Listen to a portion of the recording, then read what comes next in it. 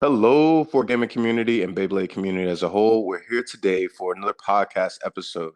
It's going to be an interview slash just, or more so, just an open Beyblade discussion. We have two very special guests today. We have our man Papabey. He's popping back this time around. We got Crisis Crusher on the episode, so they can get into their debate, possibly battle on to see who's going to win Beyblade World Cup overall. And then we got our main man Shindog up here, a good friend of Papabey, also a good friend of ours, a great member of the WBO community. So we want to kick this off. Say hello, everyone, and thank you all for waking up. It's early over here in the U.S., and then we have Papabey over in the Philippines. It's late at night. But thank y'all all for hopping on and getting up with me this morning. Yeah, no problem. Good morning, everybody. What's happening, Vatos? What's up? All right. So Mike, I'll let you kick this off because you weren't up here last time. Any questions or get to talk? I told him we're big fanboys. It probably sound bad, but it is what it is. I mean, I'm just ready to discuss a Beyblade today, so. Yeah, let's do it. Let's do it. All right. So I'll kick it off then. We'll talk about Beyblade. First thing that's going on right now, we'll just jump into the topic. The new the leak. And first, let me apologize. Last week it was a busy week. I had an interview with Zencast, and we share those. If we don't put out an episode, because I know we've been doing it every weekend, and I felt kind of sad last week that we didn't do it. I guess it just part of the lifestyle now, but we may miss some weekends or may miss a couple of weeks just because we're busy, but we'll share things on our community YouTube where we can share the videos, and Mike's interview is up there as well. But yeah, let's hop into the Beyblade X leaks. It popped out yesterday. Shout out to the various sources that spread those around, because I know it was big in my NC Discord community chat. What do y'all think about those? Has everybody seen them? You seen them? Yeah, I've seen them. Yeah. I don't know how much I've seen. Like, I don't know how much is out there. I've seen the bays or the top of the bays. Yeah. Yeah. I haven't seen the drivers, and if there's a disc, there's probably a disc. You've seen like the manga things too, like the little manga previews. I saw like one panel like of the launcher. It's a string launcher, right? It looks like it's a string launcher. At least I can say that. And there's a grip already. So the one of the character already has a grip. Grip in the very beginning, but this time they do. A lot of the systems, Burst had it, right? Like the very beginning they had a grip. Yeah, Burst had a grip early. Metal Fight, I think the grip came like a few releases later. And certainly Plastic and HMS, you were gripless in the beginning. Burst had a grip in the very beginning. The white one, the very first one is the white. It's very early. I don't know if it was like the first month, but it was pretty early. Yeah, it was definitely within the first like single layer season for sure. Yeah, for sure. Yeah, within the kind of release period of the first set, even there's a grip. But the grip is a big deal because I think at least for adult players. Because that's exactly what I was. I don't like holding the launchers with like two fingers. Like the HMS, the size of your thumb. So if you hold that in your hand, you pull that ripcord, and it's like cutting your fingers. 100%. Yeah.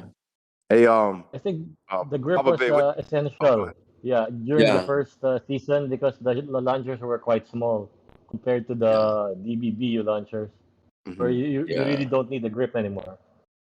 Yeah. The DB launchers were a lot bigger. I still like using the grip. I guess it's just a natural feeling because I don't use the entire grip and I don't use the entire launcher. I kind of place my hand between the both of them, and it feels most comfortable there for me. I use the carabiner grips, and I just detach it, so it's just that little part, the little addition. I just use that. It gives like just the right amount of length for it. Yeah, I do that too. You have to extend the length a little bit, but I think for someone like you're a basketball player, that's still too short. It's a short thing, not a. And I like the bearing thing, on the prongs. The bearing. Oh, I like that not because I think it does anything, but it makes it longer, right? The prongs further away, so I can actually put my finger all the way down to around the right above the prongs. Yeah. So that I wouldn't I used to get hit by my finger used to get cut by the Beyblades because I'm holding too close to the Beyblade that's spinning. Yeah, Guilty and Rage were notorious for that. Yeah, but now really I can do that with the bearing, and it doesn't do that anymore because it's far enough away, which is nice. I'll be honest, I like it when little kids have the bearing ones, the bearing prongs, because then the Beyblade's closer to the stadium and doesn't always fly out of the stadium when they. Yeah, that's nice too. Yeah, it's dangerous. The DB launchers are pretty good. I mean, they're really they're pretty. I mean, they were much durable than the sparking ones. Personally, I broke so many sparking ones. Probably over a dozen. So many. One tournament, I broke 6 of them just within one tournament. Oh God. The right spin one. DB ones are pretty durable, and I bought some stuff from. I can shout him out. Angry Face. He has a conversion thing, so I bought the one that converted him to Metal Fight. They're very powerful. Like they make Metal Fight Beyblades unplayable in the Metal Fight stadiums. They would just fly out of the stadium. There's so many more rotations. The gear ratio is so much different. They're unplayable. Were they like modified launchers, or was something that TT? No, you just take out the prongs and then you put in this. You have to take apart one of the Metal Fight, the light LR launchers. You screw that part in, and you can clip. Metal Fight had these exchangeable clip-based prongs for left and right. You have to change the prongs, and you could just clip it on. And he's gonna, I believe, later on he'll make once you have that, he'll make other things that you could clip in. So the launcher you'll be able to use for every generation. Yeah. You just clip on a long. It's very smart. That's very smart. I've seen them. They're pretty cool. Yeah, they're really fun. But the only problem is they're too powerful. So you if you try to use them in plastics, you just break all your Beyblades and they'll fly to your neighbor's house.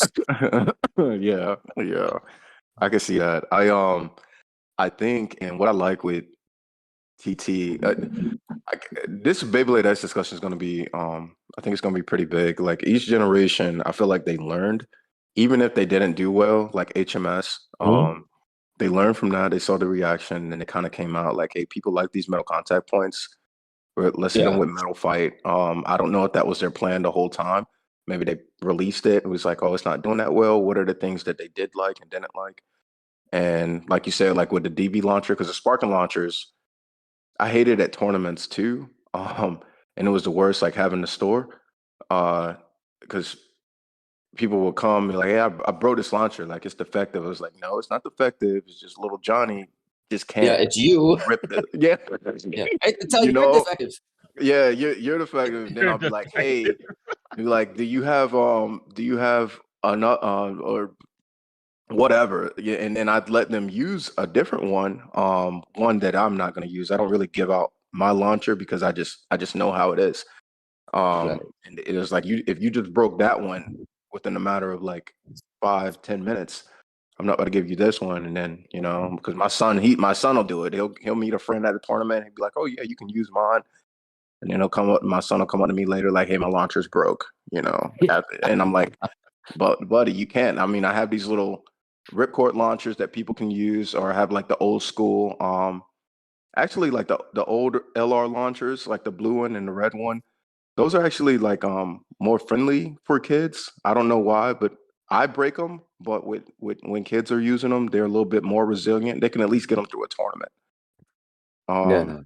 But the Sparking ones they weren't that good. DB, I have yet to break a DB launcher myself. I've seen them like have winding issues from other people, but I haven't done it myself. So the only issue with the DB launcher is some people just like pull way too hard and they just pop the spring out.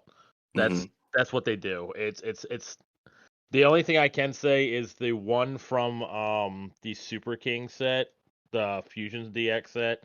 That one, for some reason, I think the way TT put the gear in, because I've noticed like there's different ways where if you sit the gear in the right way, even if you pull it pretty hard, it's not gonna rip the spring out. I think the way TT had it sitting in there, it's just the wrong way. So then it just pulls the gear out.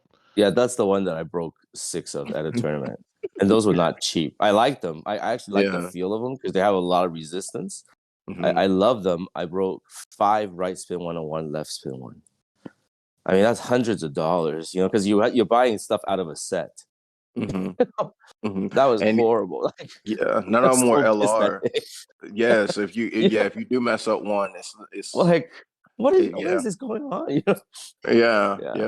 Papa, when you're at home, you're playing and not ripping as hard, but when you go to a tournament, you're like, I'm gonna rip a little harder, and then like, wow, I get one rip out of these things. It's disposable. Yeah. It's not as efficient, and I feel like those were possibly the most expensive launchers because they didn't do both. Because they were the long ones, right? They're the Sparking L and R separate, but the long. Also black string, just buy the angry face one. Oh man, yeah. Papabey, y'all have launcher issues and go ahead. What was you saying? Can't you fix the ones you broke? Oh no, I actually break the gears inside. The gears. I shake it, I hear it, and I just get disgusted and I just don't even bother opening it because I kind of know what happened. I mean, I've broken a lot of launchers. I've broken, famously I broke the digital sword launchers, they were expensive too. They were like, I think when I bought them, both of them were like $70, $80. I pulled the blue one once, it broke. I pulled the red one 5 times, it broke. Like within 10 minutes, I broke both of them. Wait, you got a $70 launcher? The digital sword, the one that tests your launch strength. Oh, I mean, don't believe that. But when I imported them, they were expensive. I was so disgusted too. I'm like, this toy company. A lot of times when people say, like, oh, Hasbro has really this bad quality, and I'm thinking, okay, so TT's quality is just like okay. Let's not go too crazy. Like, I'm breaking a lot of their stuff. I'm not a big guy. I'm not like super strong or anything. They just break. So for me personally, the launches that I've broken the least, and if you ever watch any of my videos, you still see that I'm still using like these 2 B88s, the red one LR, and those things, especially have the first mold, they just do not break.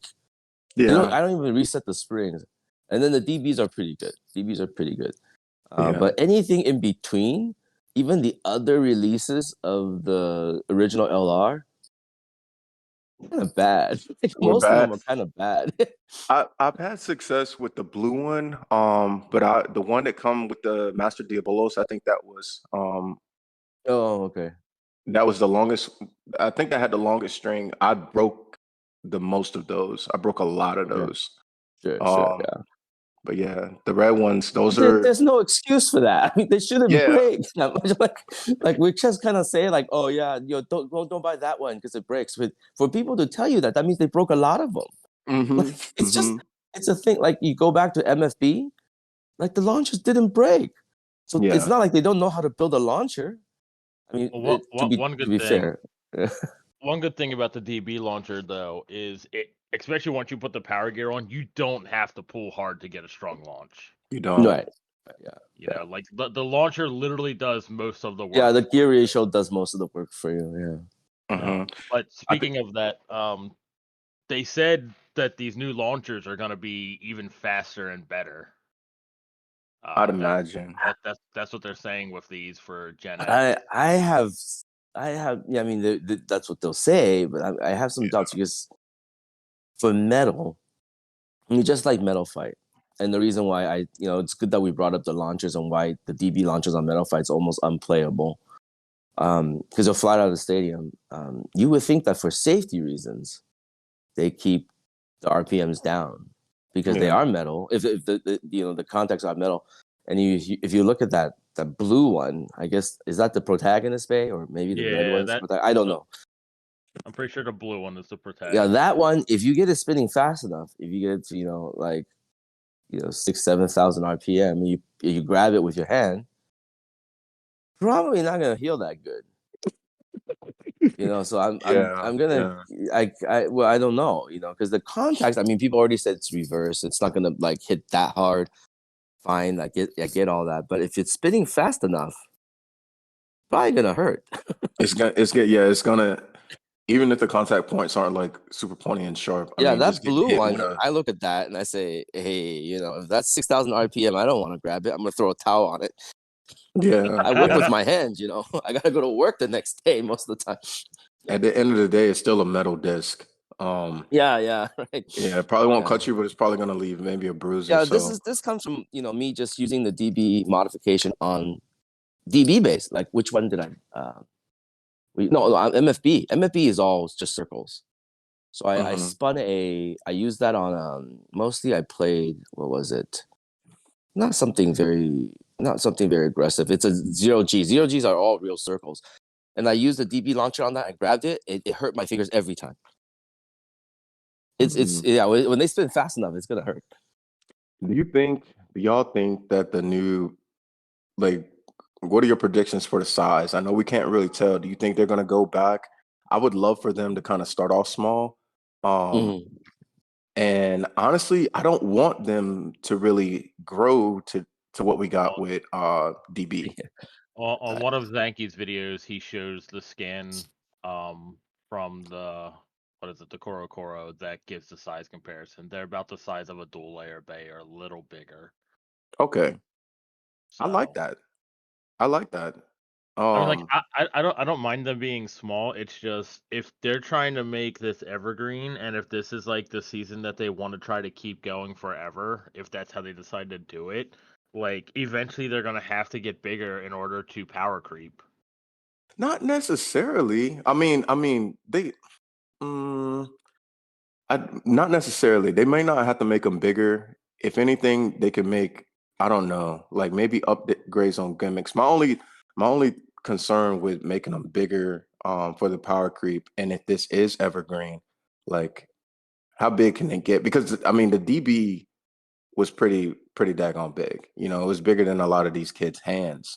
And if it is evergreen, and how long the burst went on for 8 years, right? Yeah. So to be even longer than that, it's gonna be pretty heavy, because Metal Fight 4D the 4D were a little bit bigger than the original series, right? Yeah, 4D just got a tad bit bigger, but they were still small. Yeah.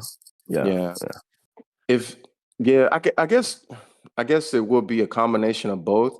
I just hope the jump isn't as big as what DB got, or I don't know, because I don't want anything bigger than DB. Sparking was the real jump. DB's not much bigger than Sparking, but Sparking was the big jump. Yeah, I remember at the beginning of DB, at least with I don't remember his name. The whole thing was, it's smaller. His bay is actually going to be smaller than that. Was like a promotional selling point or something. It'll be smaller than the previous bay. But of course, then you put all the gears on them, it's just as big, if not bigger. It's the largest. It's the thick boy. Right. But for evergreen product, I mean, you also can't get bigger forever, right? Okay, let's say if they actually, I don't believe any toy line could be evergreen. I really don't. Not in the sense of 20, 30 years anyway. They're just not a competitive toy. I mean, how are you going to change the materials that much? But anyway, 20 years from now, what are they going to be? The size of a land turtle? You pull the string and you start running the other direction to spin it? I mean, like, how big are they gonna be? Yeah. I mean, as some level, you gotta stop.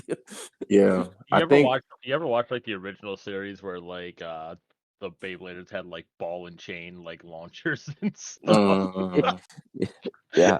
and like 360 spinning around and flinging it like they're from the Olympics. Yeah. Imagine you're going to a tournament, your Beyblade is sitting on a dolly, and they're like pushing it, like, sitting it down. Yeah. This is actually BattleBots now. Yeah. Right. Yeah.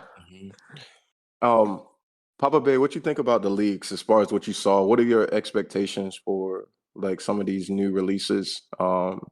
Like, you like anything with the new bays? You think you're gonna be into it or no? Yeah, I'll be into it, but as you see, I started from the God series, so I don't really have a good idea of the previous gens. So for me, it looks like an MFB Beyblade. So I have really no idea. I will still be in it. Yeah. I think I'm most. just wondering how it will burst. I heard it will burst. So do you have any idea how it will burst? I don't know. So Mike might know. He probably has more intel on that than me. I think there's been theories out, like the bit pops up. No, we have no clue how it's gonna burst. We should hopefully know. What is it? The 17th. Hopefully. Yeah. Yeah. I heard it was gonna be the 17th that they release more stuff. Yeah, they'll probably like release the gimmicks and stuff, and let us know. Like they're not gonna show all the Beyblades. They'll probably just show like the one main protagonist Beyblade, explain how it works, and that'll be it. And then next month in June, they'll probably show all the Beyblades that are coming out. They'll show a battle and the new stadium and all that. You keep hearing about the this gen, and HMS and the size and all that, the power, the metal, it's supposed, you keep hearing that comparison, but then HMS is also one of the shortest runs. And because it's metal, HMS, we always joke, it's just a bunch of circles, big circles, little circles. So I'll be interested to see if, HMS, if you ever played it, when you play it, they hit very hard. They're like literally, I have people like duck, like get hit in the face, hit in the knee, like do get hurt. Because they hit so hard. So I modified a DB launcher to launch them, and it hurt. Is it insane? Yeah. It's pretty dangerous. So I'm like, this stadium better be really shrouded. So the people that hate the shroud, good luck to you, because if they're supposedly going to spin faster, and then they're gonna have these contact points, and their weight and design is more like HMS. Get ready to launch a Beyblade and just run the other way. Just get back. Yeah. That's gonna be tough because I definitely want it to keep going. I don't want parents to be like scared. I don't want to deal with any injuries at a tournament. Yeah, but I think it's got to be okay. Their legal department, it's not like what they had 20 years ago where Takara Tomy was still like a smaller office. You walk in there, and now they're, it's a big corporation. Their legal department, oh, you can't do that. We can't do that. Yeah. I think when we were talking about the I guess the strength of the launcher, I agree with you, Shindog. I hope it's not too OP to start off with, because they got to upgrade the launchers as well. So yeah, it would make sense if it comes out and is stronger than the DB launcher, or it has more torque, or it helps the RPMs get up higher. I don't think that's healthy for the game, but that's just my opinion. I'll say one thing. A lot of people are comparing this with Metal Fight, but I look at that protagonist bay and I'm like, this thing is nowhere near like a Metal Fight bay. It is way too jagged. Yeah. It's very impressive. A lot of them. Yeah. It looked like if you had like Brave with Metal Fight. Now when I look at the one scan for the manga where it shows like the protagonist and I guess like his rival or his partner, because I think they said that this is gonna be like a team based anime. you look at it, you kind of look at the Beyblades they have spinning on it. It almost looks like the top part might be metal and then the bottom part might be plastic. So then it might be like a half metal, half plastic type of layer. Yeah, and I wonder if there's a disc. I'm not sure. I don't know either. It doesn't look like it doesn't look like there's a disc. Yeah. That would be a big change. Without having a disc. Yeah, because when I look down, I mean, you obviously can't see it. Like, okay, so again, I don't know if the blue is the protagonist or the red. Maybe the red, because he looks more like a protagonist face. He's like a red hair vault, basically. And if you look below the metal, I don't see any more metal. Yeah, neither do I. But it's hard to maybe tell. All the metal is just on the top. That makes it very top heavy too. These are going to be some pretty unbalanced things. Yeah, I'm looking at them now. I think I don't know. I mean, it could be split. Like I was thinking honestly, like how we're putting them together. Maybe. Do you think that's a gear? It's just a thought that popped in my head. Maybe. Like, do you think the metal could be a gear? Like maybe that just spins on and off. Like you can take that part on and off, maybe. I don't know. Like what if the Beyblade is just the bottom part of it, and then you could change just the gear on top? That's kind of like, as I'm looking at it now, I'm thinking like, what if that's the part that burst, and the blue one is just like a ninja star that you have to duck away from? No one flies at you. Like, wait. Yeah. I just thought about the plastic, that, like, right? Because it's a mixture of the 3 gens. Oh, it has something from the plastic generation. It has metal from Metal Fight. It bursts from Burst. So I'm not familiar with the plastic gen. So it should have a characteristic from the plastic gen. Complete the. From what I heard, they're supposed to have something similar to like the engine gear system, but I don't know if that's just a rumor. Oh, that would make sense. What system is that? Engine gear? Engine gear, you wind it up. It's a wind up toy, basically. Yeah, it's G Revolution. Yeah. But like I said, that might just be a rumor, but that was what I heard, like from plastic gens that actually just has the gear system. That makes sense if it combines the past 3 gens. Yeah, they're definitely combining all 3 generations with this. Like after seeing that the contact points and everything are metal and it's a metal top, you know they've combined all 3 somehow. Mm-hmm. Sure. Yeah. As I look, I think because it did say new system, new gears. If maybe I'm running too far with this, but if you can interchange those metal tops as gears, and I don't know, maybe the weight distribution from the rest of the bay, and then the driver that you get, I could see a lot of creativity coming up with these combos. Yeah. Well, it depends. Like, can you change performance tips, or is it just like a whole Beyblade part that you then have to just change just the top to? I'd imagine we'd be able to change performance tips. Like, I think maybe the bay itself, like with the bit and maybe like the layer, if it has a layer. I just want to know how many parts are to this Beyblade. Like that's all I want to know. Like, do we have 5 parts? Do we have 3 parts? Is it 2? Is it 74? I think it's pretty safe to say in the beginning you're gonna maybe have 3 or 4 parts. Yeah, but later on, you have 11, something like that. Yeah, we laugh about it. But you're gonna evergreen it. Like now, I'm gonna sell you like a piece, like this random booster. You're gonna get like 1 piece of your layer. Mm-hmm. It's a level chip. Yeah, like that's it. That's what you get. Yeah, I could see. I will say that with DB, it was only reason. I think if I had got involved with DB, I probably would have been maybe a little annoyed because of how hard it would have been to put these together. I could say this: if I wasn't involved with Beyblade and I was getting it for my son, I know I would have been annoyed because of how tough it is to put together, and you got low and high mode. And if it comes apart, like some of them were even to take the core out or the chip out was tough. No matter how much I did it. So hopefully, I don't know. We'll get used to it. Hopefully it's a little bit of simplicity. simplicity with this, but we'll figure it all out on the 17th, and I'm sure they'll probably have.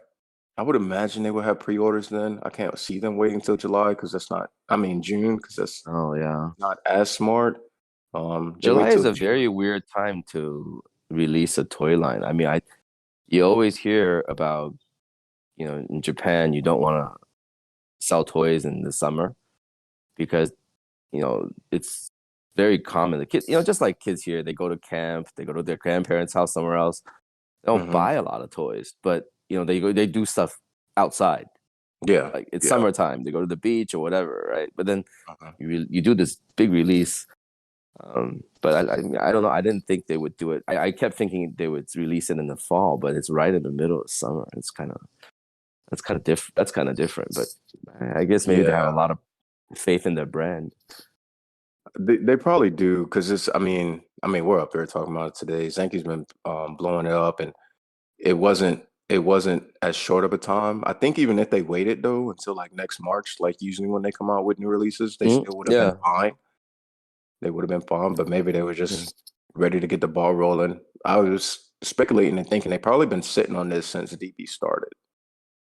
I'm sure they've been doing development on it. Yeah, because once we got a lot of we got some new releases, but things towards the end, it was like nothing was super new. It was a lot of reprints, a lot of recolors. There wasn't as much innovation.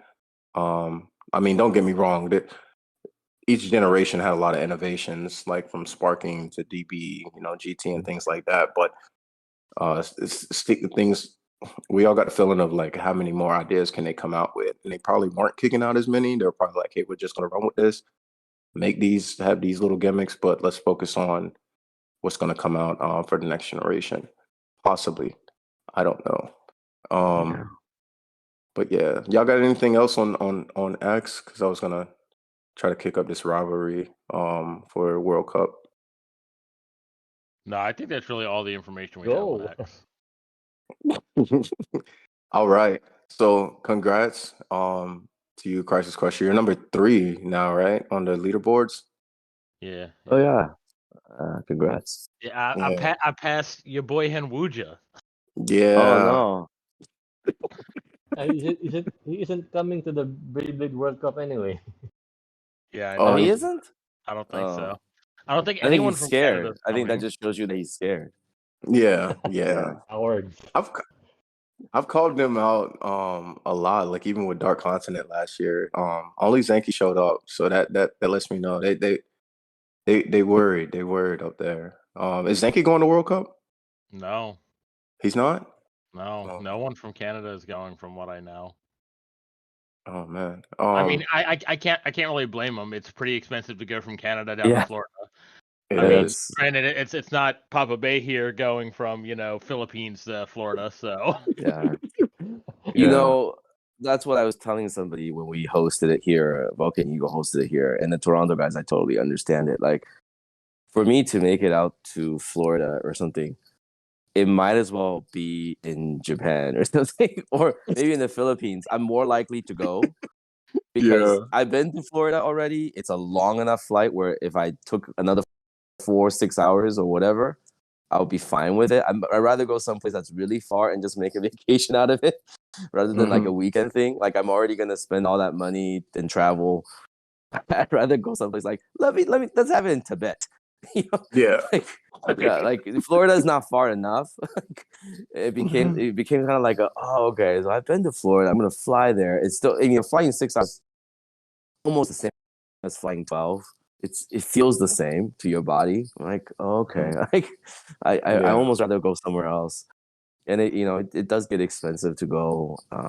So I can totally see it. Like, we have people here, they're gonna drive, from California all the way to Florida. Yeah, I think Zector is trying to, because how the event they have this program to to support like people renting a car and driving there.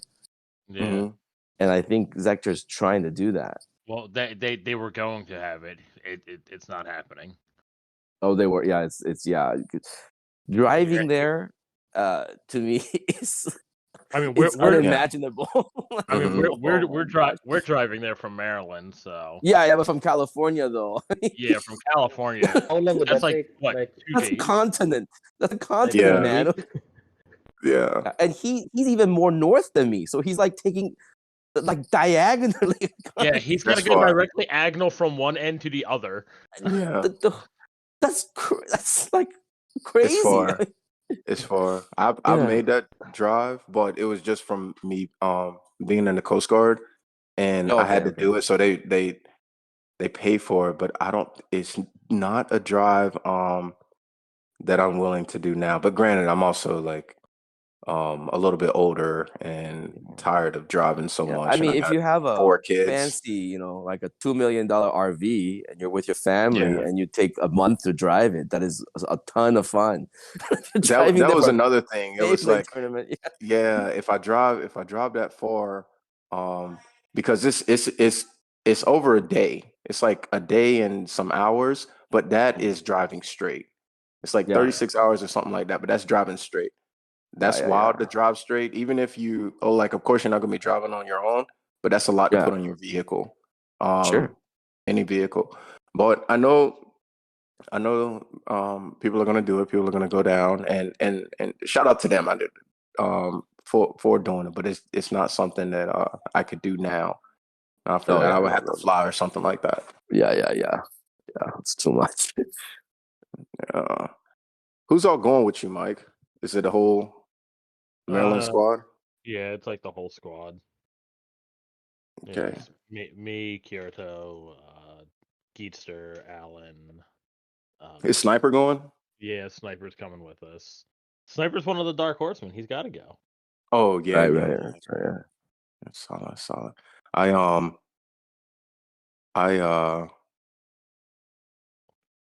forgot what I was gonna say. It's 2 days or 3 days. 3 days with the Dark Horseman, right? It's 3 days. But the first day, Friday, is just like the registration and the Dark Horseman tournament. That's it. No one else is playing on Friday except for the people that are in the Dark Horseman.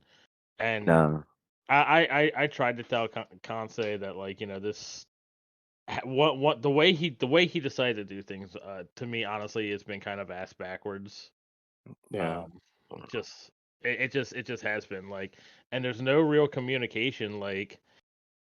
He hasn't really responded to any of us, and we're all just kind of well, what's going on? I think he's got some personal things. Yeah, he has some personal things. He did put up something. And I get that, but if he's got a company, he could have somebody there that could connect with us and talk with us as well. Yeah, I can. I will. What do you know, Papabey? What do you, since you're going and you're not one of the Dark Horsemen? Yeah. What do you know about this? Do you know the itinerary well? Has that been communicated to you well? Actually, I'm trying to contact the host Kansei, and I just get one reply for every week. I'm trying to ask him for hotels or something to do there. Oh. Okay. Oh, shoot. I haven't really talked to him. Okay. Well, I can. Have you? You said you've been to the U.S. before, right? Yeah, a long time ago. But you haven't been to Florida? No, I haven't. I think. Are you bringing your family, or you're just coming by yourself? My family. My son and I are participating in the event. We'll represent the Philippines.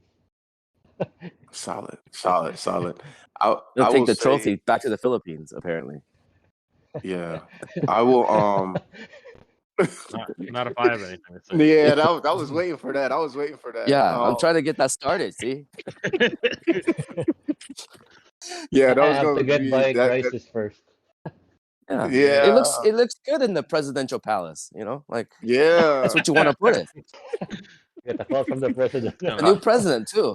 So, what better to bring to the new president than he was just here, right? I mean, I saw him shaking hands with Biden, but I'm not sure who went to who. Or maybe Biden went to the Philippines. I'm not sure.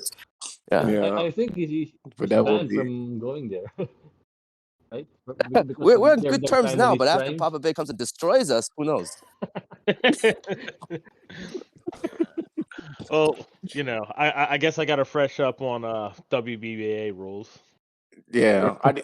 Is there a WBBA format there, or y'all just playing one separately amongst yourselves? I'll be 100% honest. I don't even know what format we're actually playing. We're playing a mix of WBO, WBBA. Mars is coming into town for a format. I don't even know. It's a little difficult. I have to review each and every category there. On the plane. I've got Alan Schaefer over here, and he's like, we all got to prepare for like all these different formats. I was like, bro, I'm winging it. I'm not about to like overthink like 30 combos for these formats. Like literally whatever tournament I'm gonna enter, when I enter it, I'm just like, okay, what are the rules for this one? Okay, give me 10 minutes, I'll figure out some combos. Yeah, that's how it goes. I think that would possibly be the best way to actually enjoy it too. Like the actual main event, which is just basically pick 3, choose 1. Yes, I've been working on what deck I want to take for that. Okay, I've got that down. That's all I care about. Solid. How about the judging? Do you have an idea? How's the judging there? I know it will be WBO judging. I'm actually not prepared for this. Is it? What's spinning gonna be like? Are they using a custom spinning rule or? I don't know. The only question I did ask him was about the back wall bounce. And he said he is not a fan of it, and because this isn't even on the WBO, so I don't think this is a WBO affiliated event. Right. So I'm pretty sure then that means he can just have whatever rules he wants. So I'm guessing he's going to just kind of mix some of WBBA and some of WBO. You could bounce off the wall once. Is that a rule? No. I'm just kidding. That would be horrible. Like, oh my god. I was like, shit, dog. You over here starting rumors, like bad rumors. I was like, no, don't. How to make this rule any worse? Oh, you could. First one's okay. First one's free. It's only a KO if the Beyblade flies out of the top. Oh my goodness, that would you know how stressful. Like I'm thinking judges, like how stressful that would be. Like you get a double hit, like you got to show the player, like this is why you lost. They actually take off the top to the standard stadium and turn it so that way then there's no exits. There's no exits. Yeah. Do you know who will be judging? That's wild. Will it just be players judging, or he has specific judges, quote unquote? He asked for volunteers, so I don't know if like I mean I'm gonna assume there's gonna be people that are playing that are also judging. Traditionally, Papabey, for his big events, like at times he has his head judge. Okay. You know, one time he offered it to Super Dave, and the other time that was for Summer Games. That was probably the biggest event he did. Super Dave, he did ask Super Dave not to play and be the head judge. So I know he didn't. He did not play. At the time, I think Joyos also worked that event. Super Dave's still a staff. Joyos was, I don't know if he was staff already, but he became staff later anyway. So he had dedicated judges. I don't know that every match was judged by a dedicated judge, but he did. He did. Yeah, I don't know if I would assume that he's going to try to have dedicated judges that don't play. Right. I don't know if what he's asking with volunteers is just like regular type of staff stuff, like, going around and helping like with setting up and stuff like that. Right. So I was there for Summer Games. What happened was he had planned to have a group of judges that were not playing. But he ran into issues or complications because they just weren't, I think, getting it because they weren't as big. They weren't Beyblade fanatics, so they weren't. But he didn't. I think he didn't have the time to get them ready. I think with World Cup, if he has the time, so hopefully they'll be able to do it. But if not, you are correct. Super Dave did come. He was initially going to play, but he asked them to not play so he can judge. And he was head judge that day. That day it was a big event. I think from that, I don't think Super Dave judges anymore. He made some changes. He doesn't do it when he does his own events. And part of our video review protocol was written with that in mind. Me and Dave used to talk a lot. He's not as active now, but that's why I wrote the video review protocol for the WBO, and so that it became like a sort of a voluntary, like a clause that you can use. And he stopped recording. He does not allow. We also put that line in the rule book where you do not. The organizer can decide to not review any footages. Yeah. That's what he wanted to do. I do like that, because it was like that event was. It was a lot of controversy. I think I won't speak for all of North Carolina, but the issue I saw was there was input outside of just the match. Or the people involved in the match. There was input that wasn't from the organizer or the head judge. Right. Like there was input from people watching it on YouTube, and that is what bothered me with that. But I'm pretty sure, just because of the way that happened, that's not going to happen. I mean, they literally also at the very end dropped the confetti on the wrong guy, like Steve Harvey did at like Miss America, right? Like, you won. I'm so sorry. Wait, I'm gonna take the crown back. I'm so sorry. You didn't win. She's prettier than you. It was different, but I think from those hiccups, like the community learned a lot. I mean, from going to that helped me to get better organization and understanding for Dark Continent last year. And I already had my mind made up. If there any disputes, I was going to be the head judge. It could come to me, because I didn't want to stress anybody else out with that.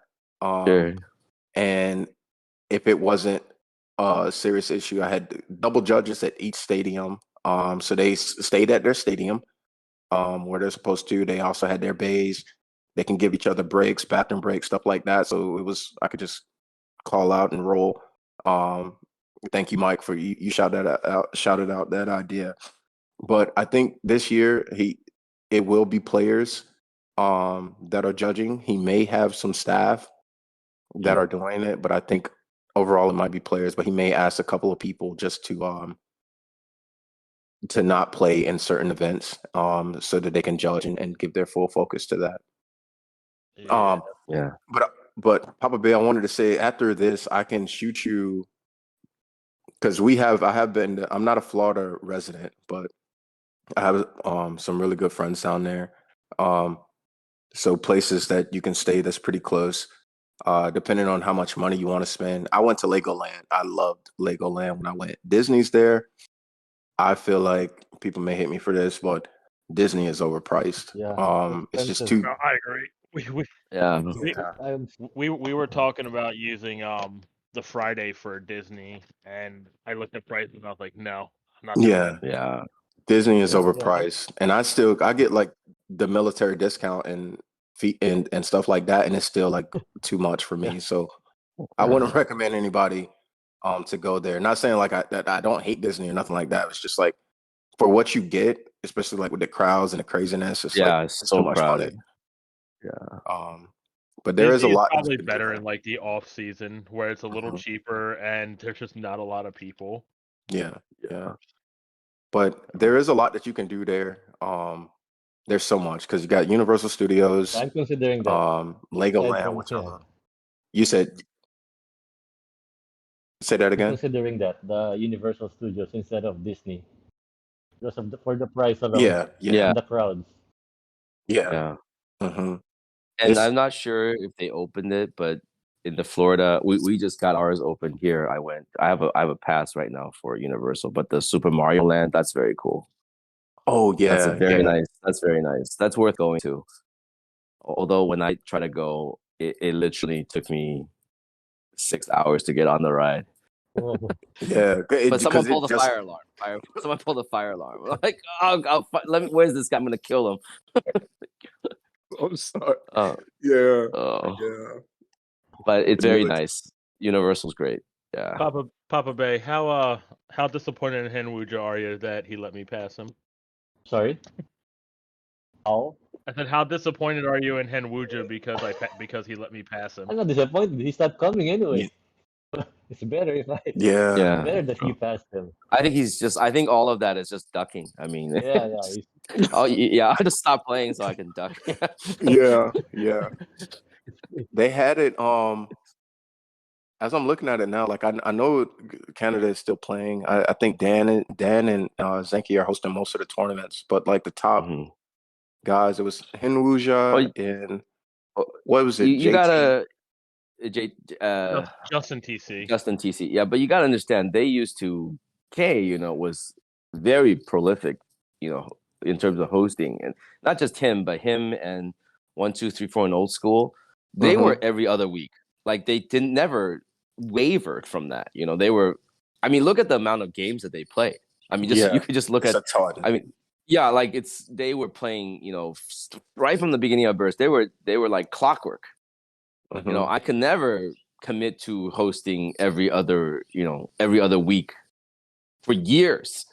Yeah. So I mean, to them, I think it feels like a lot less tournaments now, and for sure, like I think the most prolific area is probably Maryland, and maybe Zector is really like he hosts a lot. But what we were hosting a lot last year, but it's all MFB. We have 3-4 events every weekend, but that's kind of calmed down too. You just get tired. Yeah, you do. That's why I'm only doing, because I was running around I was either hosting or attending a tournament, and I was going to 2 or 3 a month at maybe not last year, but the year before. I can't remember, but now I'm only doing 1 a month, and I may come to another tournament, but it's more for family. Like my wife was telling me, like, "Hey, this is too much." So that's when I had to calm down. Right. But yeah, and I think Kay he's in Japan too right now. Right. If I'm not mistaken. It is just like I even have, for example, I have a gazebo rented. I already paid the money for the end of May, and I'm like, oh, I don't know if I really want to do it. I'll just lose the money. I don't even care. I've done like that. I just think I have to put in all that stuff there, get all set up, and then do. I just like you think about it. There's a little bit of like dread, like I gotta do all that. Yeah. I wish I could just show up and play like everybody else. Like yeah. I showed up. What judges are you using? Players also for your tournaments? Are you using players? Yeah. Oh, I have to use players. Yeah, we don't have dedicated. Yeah. Lucky for me, I have a lot of organizers. I see. Yeah. WB is unfortunate where we don't really have like the funds to pay somebody to sit there and be the judge for the day. Yeah. I mean, every once in a while, like I'll get lucky and like one of the general players that comes a lot is like, I don't really feel like playing, but I'll sit here and judge for you for today. Oh, that's sweet. Yeah, like sometimes Yami will do it, sometimes Geeser will do it. But generally the rest of us want to play. I tried to convince Alan when he was banned, just show up and judge, but he wouldn't. That's better. Yeah, but I'll be fair to be fair to Alan. Like, I am not going to show up at an event just to judge. Like, no way. I know. I wouldn't either, but I'm just saying, I tried. Yeah. Make it easier on me. I'm sorry, I think I cut off Papabey. He was saying. I'm just something. saying that's better that players are the ones judging because they really know how to judge, and some guy. Yeah, the game. Pay him too.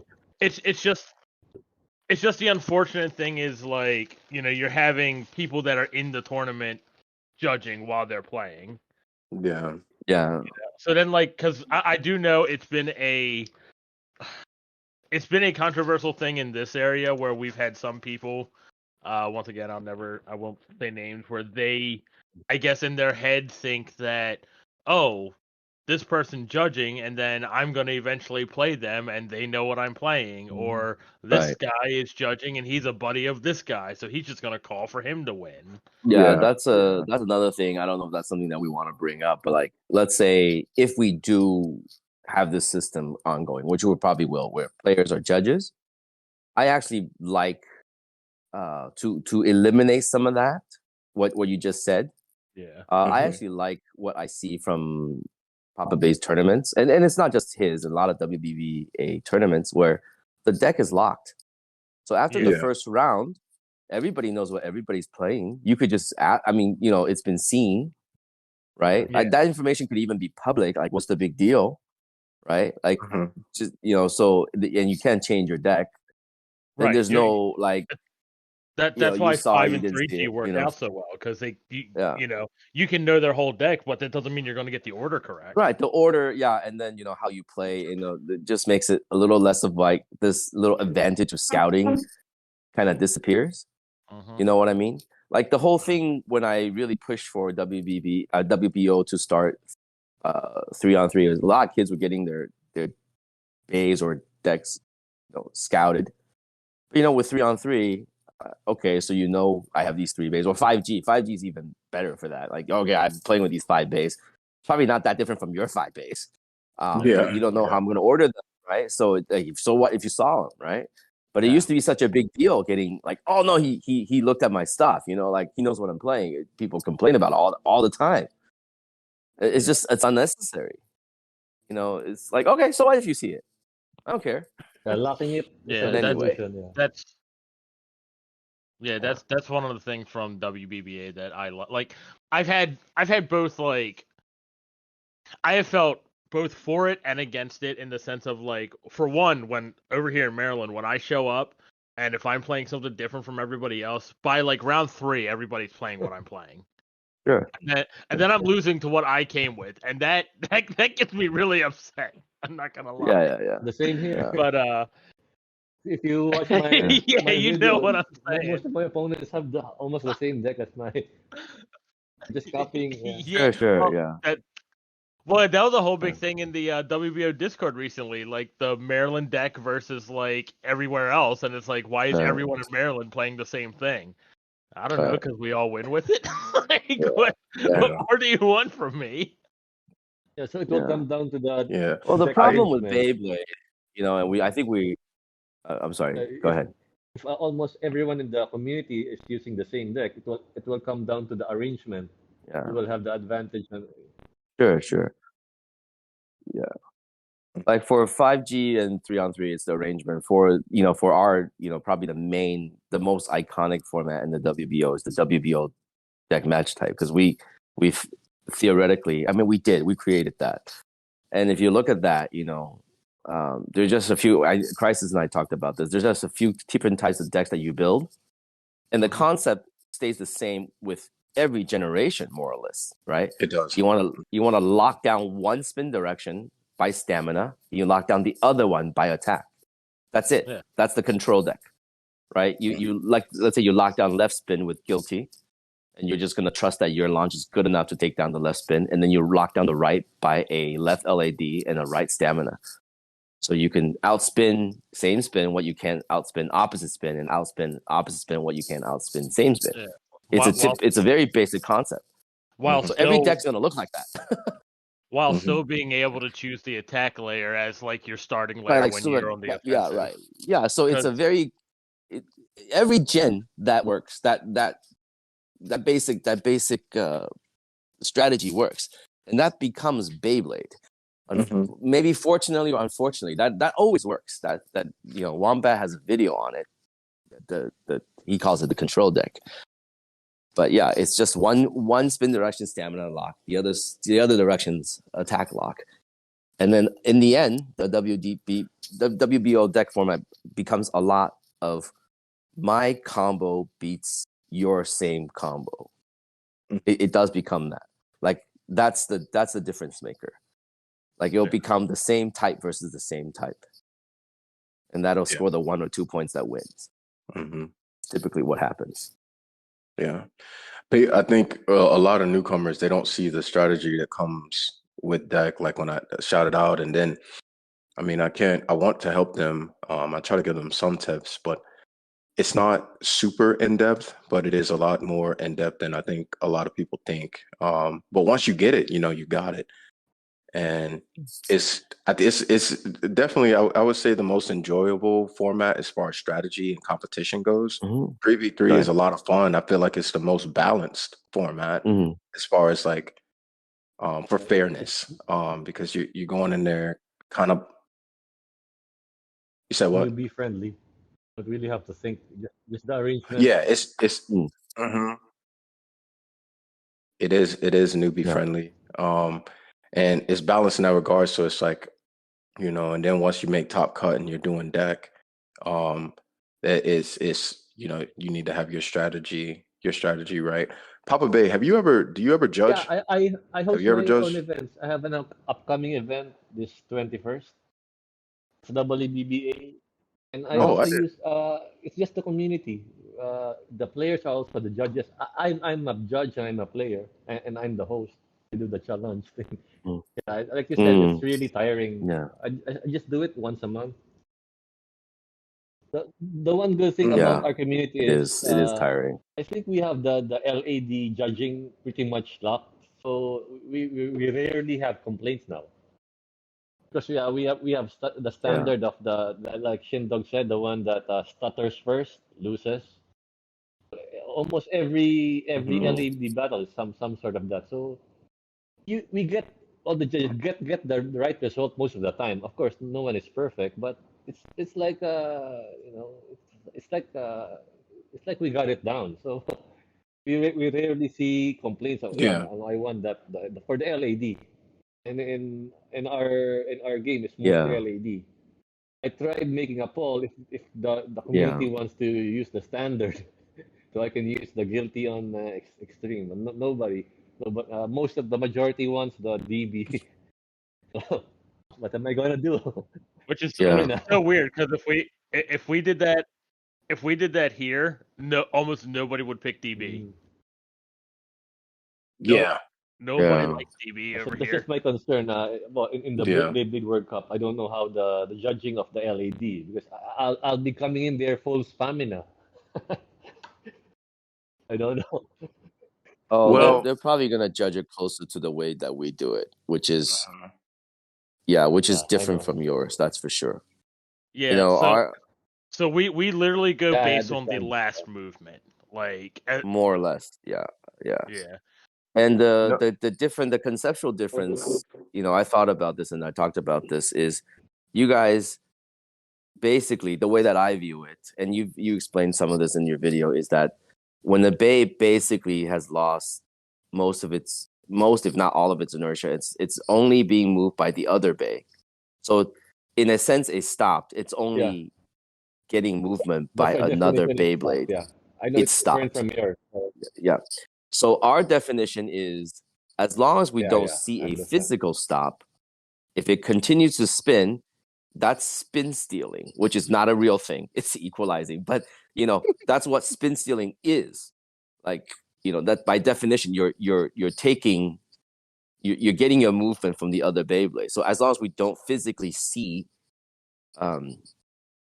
rotation in the correct direction, ever have a pause, it doesn't matter who's spinning you. Like, is it spinning from the initial launch, or is it spinning you? You're being spun by the opponent's Beyblade. That's sort of the philosophical difference. Like, like since you have no movement left, you're only being moved by the other bay. Have you already lost your spin? I can see that, because you're no longer really spinning on your own power. And the other one is that it doesn't matter whose power you're spinning on, as long as you're spinning. One of the big things for me, and like when I look at the WBO wording, like, I mean, granted, I will say, like, when I first did that one proposal way back, like, I even said just doing the last movement just to make it easier. Right. But it actually, like, didn't make it easier. It's so hard. It's hard in a different way compared to what it was. It's like, so hard. I think we also didn't go all the way, like the last movement at all, which is what you see a lot in Taiwan and some in Japan. They don't even really care about spinning in the right direction that much. I know that the rule book says the right direction, but in Taiwan, if the bay falls, they'll count that. Yeah. Like the movement could just be falling, like straight up, not spinning, like just tips over. A lot of times you'll see their judges, they'll just say, "Oh, that one, it moved." Yeah. Yeah, because they literally have a term called, I guess it would translate to give a little shake. If they see that, they'll just call that one the winner. That's just, and it's not wrong either. It's just, however you want to do it, it's okay. You just need to be consistent. Is that in Japan too? Well, that's like Did they follow that in Japan? Yeah. Japan, I mean, the rule book says, if your rotation in the correct direction is at 0, theoretically you stop spinning. But if you actually look at the judging, especially at the higher end event like G2, G1s, if your bay falls, a lot of times they'll just give that one the win. Like, you know how they both stop and one kind of just tips over? It's not even any type of spinning, or at least not to the naked eye. They'll just, and remember, they don't use recordings. I'm not gonna lie, like that sucks because that doesn't even that's not even competitive. That's the way I look at it. Like I get it if that's what they're doing for their region, but it's like because you can't really prepare for that. Like that's it. Let me say it's more luck based. In that regard. So it's like I get it, and it will help things move smoother, and it's complete clarity. I honestly like the idea of when the Beyblade is not spinning under its own power. That's when it's kind of lost, because if you've been judging for a while, at least with me, you can kind of see it as soon as it happens, but it's just tough to explain to like newcomers, and then you have people that want to argue like, well, technically, I mean, I don't think I stopped, and it's like, dude, you stopped. Come on now. Well, your Beyblade is pretty much dead. It's just getting knocked around the stadium by this other one. But the one thing is, like, me and Geetzer talked about it, and we were talking about the old definition. And we were like, the old definition was actually fine, except for the very ending part about moving faster than the stadium floor. Yeah. Like, if you would have just had as long as it's still spinning on its center axis, that probably would have been like the correct way to do it.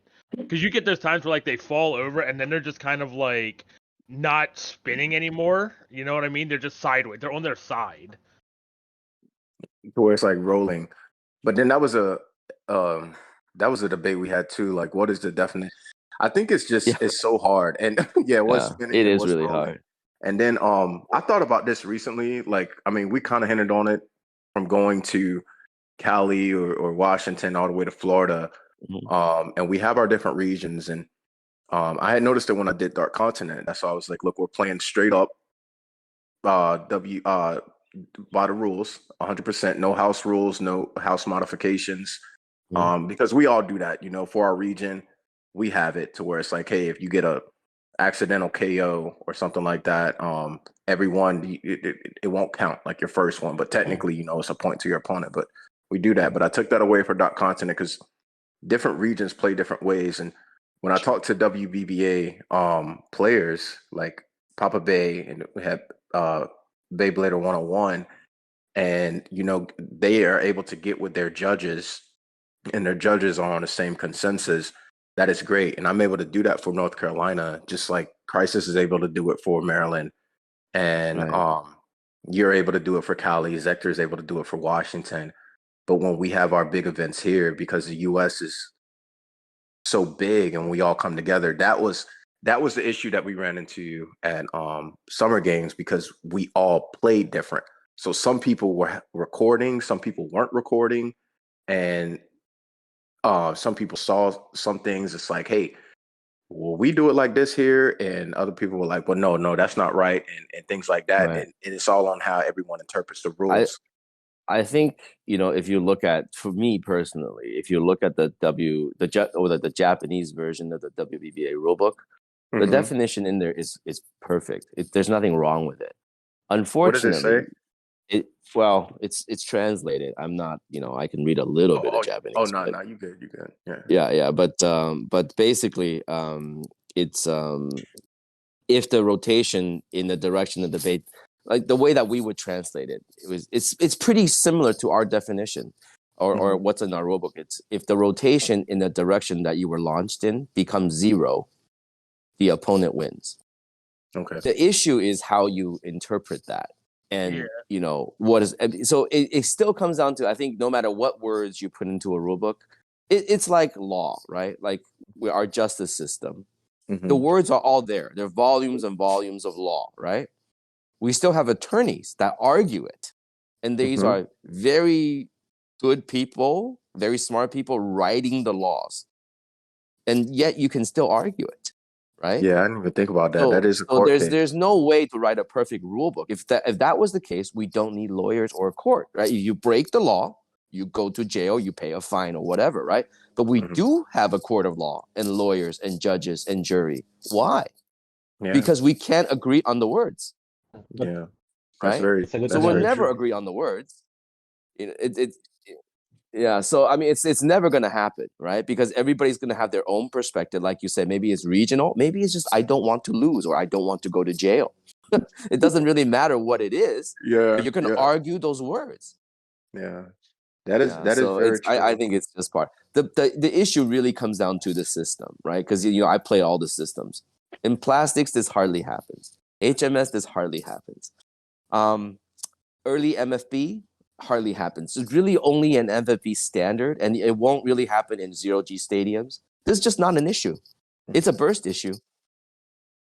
You know, and even older burst before bearing, it really didn't happen. Bearing is the first driver that caused it to happen. I want to say that was the thing I was most excited about when we saw the leaks, because I didn't play old school MFB or like the older generations, but the LAD, it is the biggest headache of mine. It is the biggest headache of mine when I'm judging, when I'm organizing, because they are that's what's disputed the most. Sure. And when you keep looking back at it, you start to question yourself, to where you're just like, man, I don't even know. Like I'm really trying to get through this, but I'm getting stressed out at this tournament, and it's supposed to be fun. So if these metal contact points help to eliminate that, which God willing, I hope it does, that will be the greatest benefactor to the game. Beyond stamina, beyond attack being okay, like this LAD thing has gotten way out of control. Yeah, the biggest thing is the Beyblade's got to fall down, because what stops it from looking like it's spinning is when the layer, let's say that blue one from X, right? If that falls to the stadium floor, that's going to stop rotating very fast, because it's a triangle, right? With little spikes coming out of it, it's going to stop. And most gens before burst, they did not keep going towards making drivers like drift. It doesn't fall down anymore. It's like a little, like one of those things called where they wobble left and right. Like it doesn't. You know what I mean? Like those little dolls that. Anyway, those little the cup thing or the like those little things that they can never topple over. I forgot what they're called. The word escapes me. But anyway, they don't topple over. Right, so if they don't topple over, they get hit. They look like they're spinning. Other gens didn't really have that. At the very end of Metal Fight with RDF, it kind of does it, and then there are other tips that kind of do that, but it's towards the end. You have to use BB10. There's a little bit of that, but not as bad as burst. Burst, there's too many options that they just never want to fall down. And then if they don't fall down, they don't look like they stop. Well, to also be fair, the things still perform differently once you get into the DB stadium. Yeah, they do. Sure. Yeah, I feel like it's less of an issue in the DB stadium than it is in the standard stadium, because the DB stadium is so steep that they're going to fall over more than when they're on one that's almost flat. Yeah. There's a little bit of that too. Sure. Yeah. So that's the thing. Like drift came out while we were still using the standard stadium, but you only really had drift and bearing that were like that. Yeah. There's still some of it. I mean, if you watch Papabey's video, some of their matches are still like, boy, that's really close. Like that's awful. Yeah, I mean it's still close, but I mean that's also at the same time now we have 4 different drifts. Yeah, drift, sure. Drift, metal bearing drift, and then bearing drift. I mean, so like 4 out of your 5 bays for a WBBA 5G deck can just be on drift. Sure. It's so bad. Yeah. Papabey, do you see a lot of that though, Papabey? I don't think you guys see a lot of that where people have 4 different drifts in their deck. The problem here is I don't really see it. In our last G1 last year, there are only 15 metal bearing drifts here in the wild. So not everyone has that. But the ones that do, you're correct. They use drift, metal bearing drift, And yeah, 4. All and 4. The other one is Zone Dash. Wow. Okay. What's okay? That's the standard deck here. Yeah. Like I said, we all have. Yeah, it's just That's a standard. It will come down Yeah. to the arrangement. Who has the advantage in that arrangement? Yeah.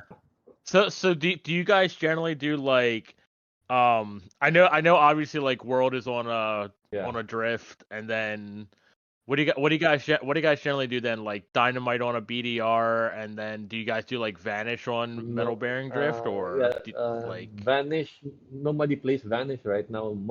Because when I played Vanish, they tried to counter it by using the burst on locked on left spin.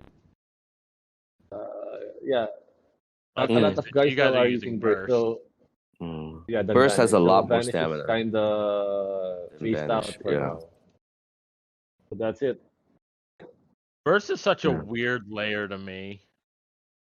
I don't know. I think I like it just because of how it looks, though. I can't get Burst to work worth.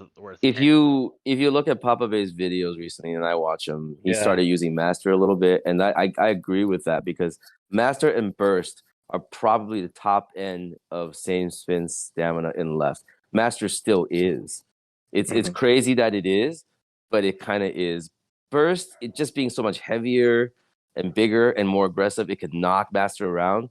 But last tournament I played in DB, I was just annihilated by like a Burst Zeal. I had a Zector combo. I had Vanish MBD. So it was getting annihilated. Is Burst really only good in the DB stadium and not the standard? No, it's good in the standard, because you gotta remember Zeal is short. Zeal is a short driver. People don't think of it that way, but it's shorter than the average your bearing drift. So it gets under. If Burst gets under you and it hits and Vanish sits high because it slopes downwards. Yeah. It'll just get your metal bearing or metal bearing drift will just get flipped. It'll start spinning on the plate. It'll die in like 3 seconds. It's like so fast. Yeah, Zeo kills that, and that's why you see a lot of Zeo in Japan. Like they usually play it on wind, because wind can also get under you. It's actually hard to tip Zeo over. I mean, even though it's a rubber tip, and you think that won't have a lot of stamina, it doesn't need it, because it'll tip your opponent so badly that you'll just win first. But it works a lot better in left because of the discrepancy in stamina that's Zeal? Already there. That was a beauty. I think it wears down quickly. So when it's not pointy anymore, it won't be. Yes, that's effective. true. Yeah, you have to keep buying with that. Yeah, because the tip gets bigger, then you're more and more rubber. You know. That was when Burst came out, and I will say that because Master, I love the Master combo in left spin, just because it is just what you said, Shindog. It would get underneath the other bay and kind of hit it to either just outspin it. It was, I guess just the slope on the angle, and I saw a lot of that with Burst when it came out, and that's what I wanted to use. And sometimes it would also act like Lord, because sometimes when I would use Lord, and back when GT was out, if it hits the right way with that rubber contact, it's very aggressive. It was extremely aggressive, and I got some KOs with that. If you're in same spin, it's definitely going to make the other Beyblade just like kind of stop in its tracks. The biggest problem with Burst and some of these layers, like even Wind, is just because of how wide they are. They're too wide for whatever the base to support them. Like if you look at a top that you buy, just a spinning top, not a Beyblade, they would never make one that way because it wouldn't spin very long. It's too wide. It's too top heavy. It's too unbalanced, whatever you want to call it. So Burst has the problem with that, where the shape of that top, if you were to make a top at home that you want to make yourself and spin for a long time, you wouldn't make it that way. Like you would just inherently look at that and says, that's probably not going to spin a long time. You know, so it's more of that where it's just there's not enough support on the bottom to keep it up, but it has good weight, good stamina, and things like that. So if you get enough contact with your opponent, it'll outspin them. But it's an interesting layer. I do think it's a little bit better in the DB, I think, rather than standard. But people make it work in the standard. Yeah. Oh, what did y'all think? I know I'm bringing back up X, but the stadium. Did anything look any different, or was that photo like just too edited and rendered to even have an opinion? I couldn't tell what I was looking at. Yeah, I can. Yeah, as soon as I brought it up, it kind of looked. It looked like a diamond. Yeah, I'm trying to bring it up now. Nope. Yeah, we can't really see anything because it's got a big question mark in the center. I'm assuming when they say 17, they're gonna show that because you got to show that sooner or later. Maybe show that in the launchers, right? Mm-hmm. Yeah. That would be honestly. I would. Well, I'm not gonna say I'd rather see the stadium than a Beyblade, but I kind of would because it would be it would definitely give us a good outlook. We won't know 100% sure until we play in it, but it will give us an outlook. Because my biggest concern is the competition or the strategy, and if there's those ridges or a lot of craziness going on. Now, if you can manage to play competitively with the ridges to where you're angling your launch so that it benefits from these ridges and solid. But if it's more of like a free for all and just go for it, then I don't know. But I think regardless, like we'll figure something out with it. Yeah. I mean, there's always, it's not like we haven't done it before. We just like say, nope, we're gonna encourage people to play this game that's supposed to be in this stadium, but in another stadium. We absolutely do that here at the WVO. I think the WVA, it's a little harder to do that because they want you to play their product in their product that's being released right now. But as much as I like playing Beyblade in their, supposed stadium, let's say when 0G came out, right? A lot of people still took those things and went to play in the standard back then, which is in the BB10. Right, we play. I prefer to play HMS in the tornado attack, but the HMS stadium really isn't the tornado attack; it's the tornado balance and the tornado balance S. So it's not really, it's not that that season or generation isn't really being played in the stadium that was designed for it. So it's not impossible for us to do that because again, we just kind of do whatever we want. What I'm interested to know in that stadium is, the burst standard has helped us in a way where we took it and we let people play with it. It's legal to use an MFB in plastics because it's an okay stadium for every generation. Now, if they release this one, it's just impossible to play some of the generations in it. That's kind of sad. But that might be like it just doesn't work. Like something like those ridges. Let's say we put I'm gonna have to use some MFP language, but let's say GCF, like a gear metal. Well, just CF then, a circle flat. Like it just won't run inside the ridges. Then it's unplayable. Like it won't move. Your Beyblade will just like fall, like instantly fall over or something. Then you can't use it. Yeah, so we'll see because it's not a traditional design. That's for sure. Yeah, I mean, like I've said too, though, like they could have this as a design, and then come next year when they're doing the anime and whatnot, I'd be like, all right, we're gonna switch up to a regular. Well, I mean, for sure they want to sell you another stadium because the big box costs more money. Right. Yeah. Oh, what do y'all think? Or Papabey, have y'all had any talks? Because I know here we've been talking. If we do any X tournaments, it's going to be like later in the year. Like it's definitely not going to be in July because people won't have it and things like that.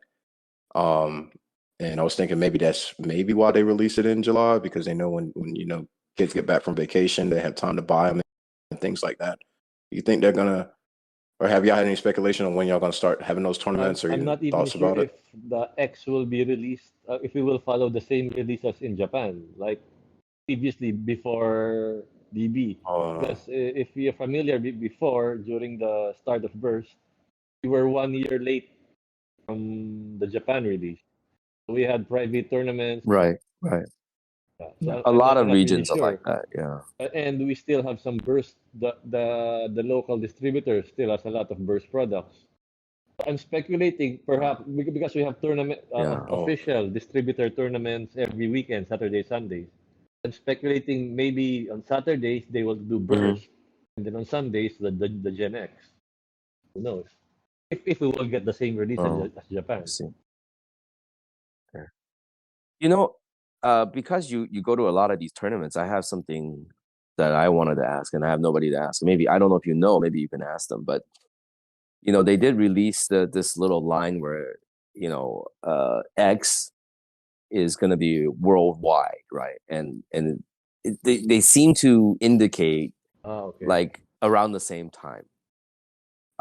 What that's interesting to me is then your distributor, are they going to release this the same time? And the language that Takara Tomy put out, I mean, here people are even wondering if Hasbro, but our relationship is different because Hasbro has their own version of Beyblade. Like, is Hasbro distributing it, or is Takara Tomy gonna distribute it? Like, is it possible for Takara Tomy to go to the Philippines and sell their own product, or the distribution is just impossible? Like, you guys have Banky, right? That's the distributor, main official. Like, is it possible for Takara Tomy to just sell their products themselves and bypass Banky, in your opinion? I don't think so, because the other toy lines like the Gundam and the other, they go through distributor. Like Bandai, I don't ever recall them selling directly. They go to distributor, so might be unlikely. Yeah, people are very excited about that here because they read the language. And go, Takara Tomy is gonna, be in Target now, like real Takara Tomy. It's not gonna be through Hasbro. I was like, you don't have any trucks, but still, but how are you gonna get it there? You don't have trucks. That's like I keep telling people, I'm pretty sure it'll be the way Hasbro does Transformers through Takara Tomy. Takara Tomy will do Beyblade through Hasbro. Like, it'll still be Hasbro. It's just Hasbro won't have the rights to be able to change the molds or anything like they've done through maybe. Sure. Yeah. I think it's similar to how New Boy was or Sonokong. Like the Hasbro label will still be up there, but it's Takara Tomy, and that's what will be in the stores, hopefully. And hopefully, I heard what you were saying. Maybe it will release to every region at the same time. Because from seeing the spreadsheet, that was a big thing. Like, nothing else said global except for Beyblade X. So we'll see. Yeah, we'll see. I would think from a distributor perspective, like if I was a distributor, like as soon as I can tell people I'm going to have this, I'm going to want to tell them I'm going to have this, like not just Takara Tomy, but say, hey, this is going to be in stores July, whatever, come raid Target, something, or your version of Target, like just line up outside. You want to build that hype, right? Like, when Nintendo releases a system, they want you to line up outside at 3. They do. They want the news out there. Right? So you want to tell people that. Like, come line up.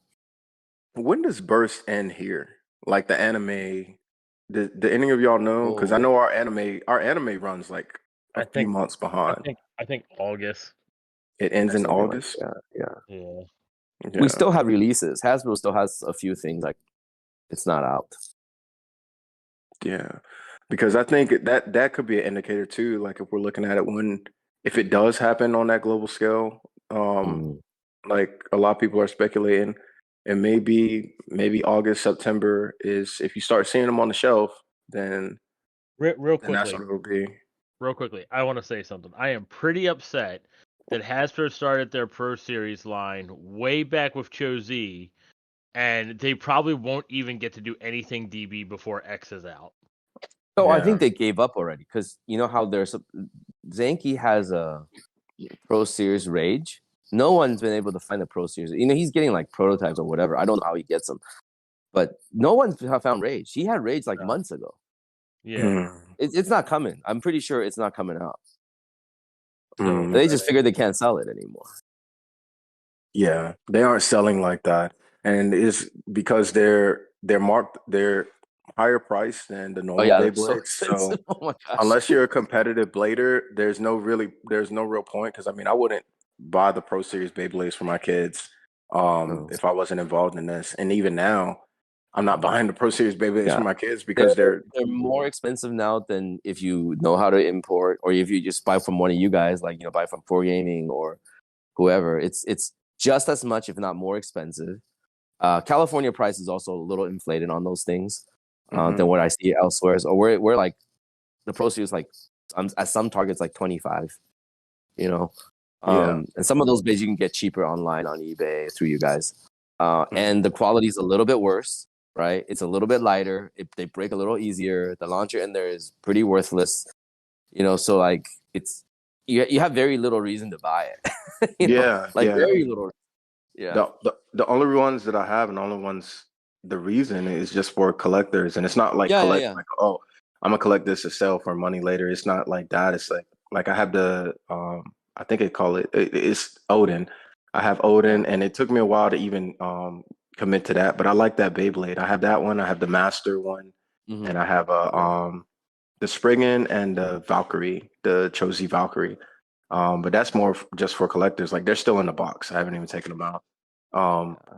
But yeah, I think that's more the incentive. So it probably is for the older people. But I don't know. I hope it wasn't a test run to see like, hey, do people like this? Because that was not the best way to go about it. Like, yeah, we like Pro Series, but we don't really like the fact that this is 5 years old that you're releasing these. Right. Yeah. Well, one of the things, and this I want to ask Papabey. So Banky is your WBBA, right? Official. That is they are the. So so for official. So it's very interesting for us. So is Hasbro going to turn into our WBBA? Man, that's a big question to for all of us. And if there is a W. Yeah, it would be, but players right away. If you can buy a competitive base in your Walmarts, right? That would make the community exponentially grow. Walmart. Yeah. I think I'm tired of these McDonald's level Beyblades from Hasbro. I collect those. I have the McDonald's Beyblades. I think they're cool. I think if Hasbro, like the stores is one thing, but the incentive for the tournaments, I feel like would help it to grow so much more, because like kids are going to want to go.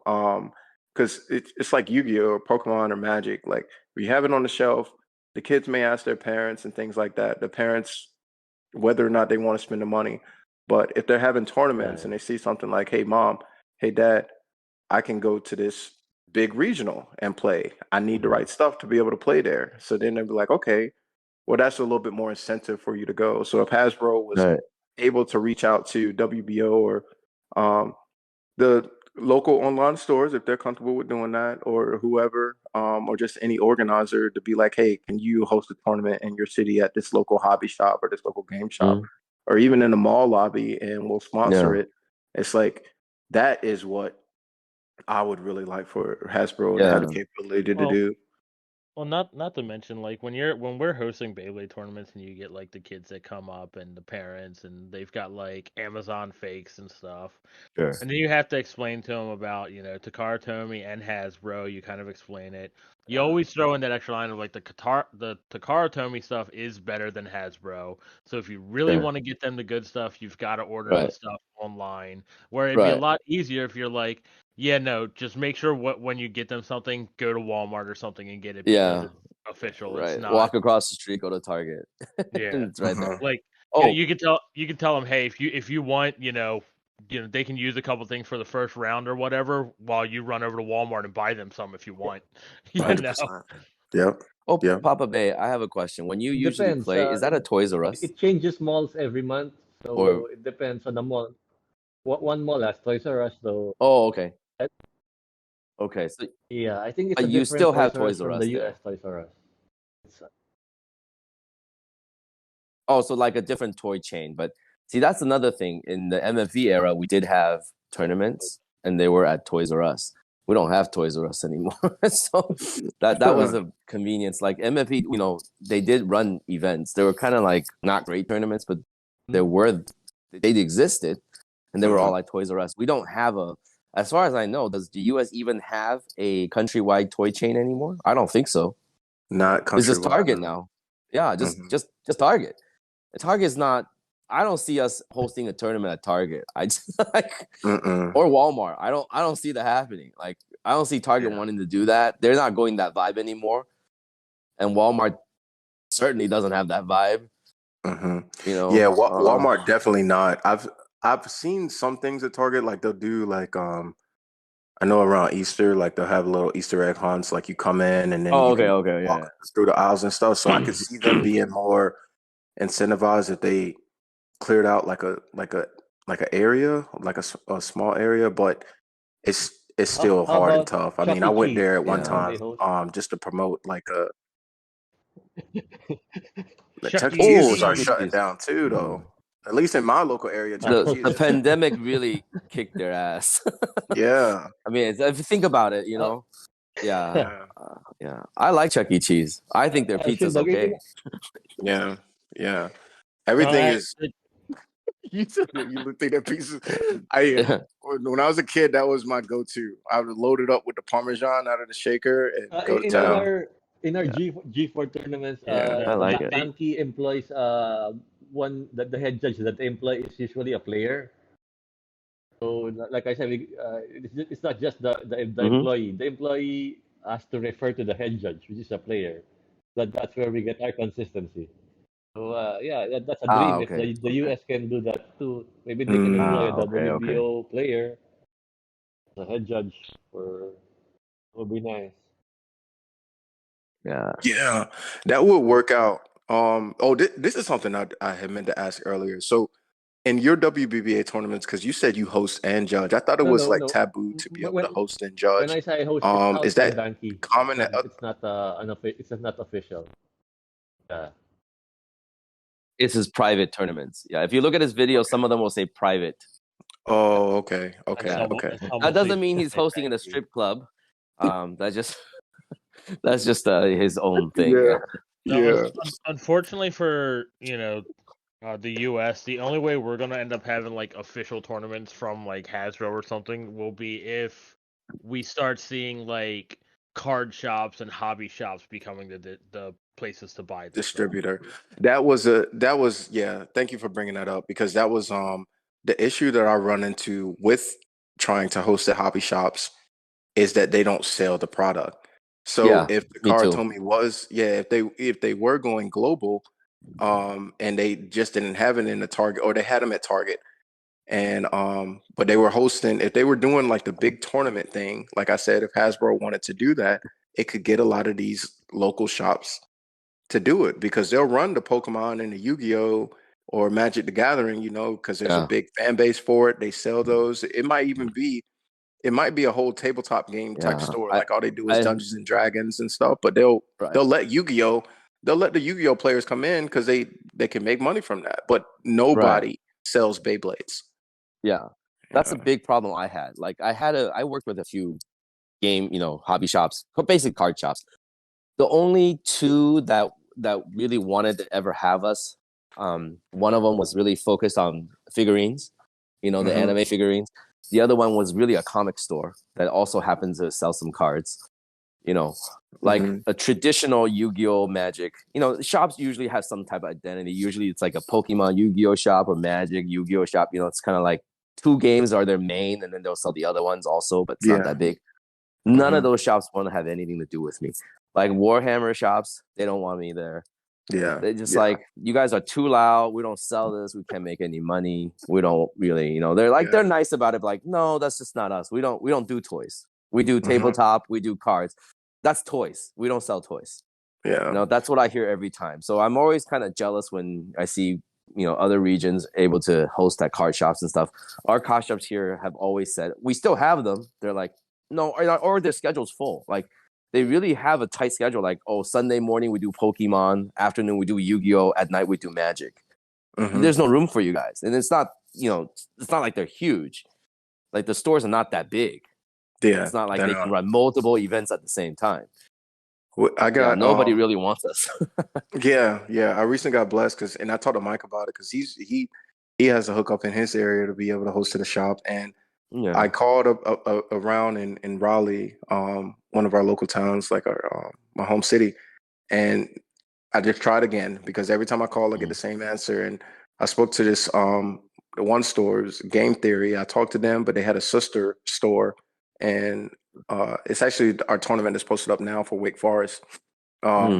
and they talked to me, and they have a back room, and that's how we're able to do it because I can rent out the back room to have the tournament. Now, I don't know if I'll be able to do it consistently, but at least I can do it this time. And it does get a little bit loud, not even that the people are loud, but just the fact that Beyblades are smashing around into the stadium. Yeah, the echo. Yeah. When you're inside, yeah. But thankfully, we're in a separate room. It's a day that isn't as hectic and crazy because he told me the days that I can't. But the room is a little bit smaller, but I told him that's fine. That's why the tournament is capped at like 16 because this is a trial run just to see how big it is, how it goes. Sure. Also, if he'll let us come back. So if he lets us come back, then I'll try to do it. Halfway through the tournament, hey James, you guys can't come back.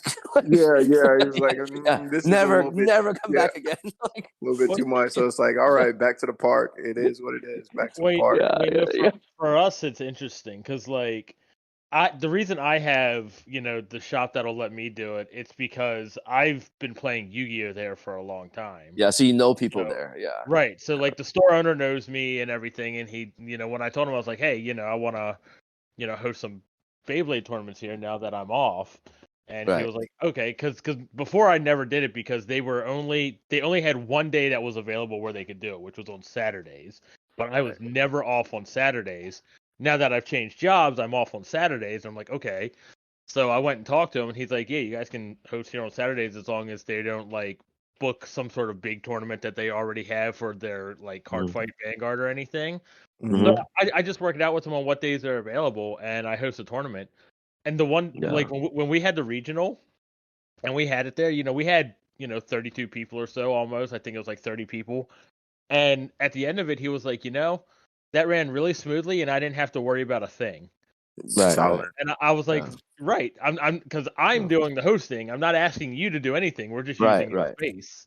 Yeah. And what is the payment system to them like? How much are they getting paid? But they just ask $5 a head. So when the player comes in, that's the entry fee.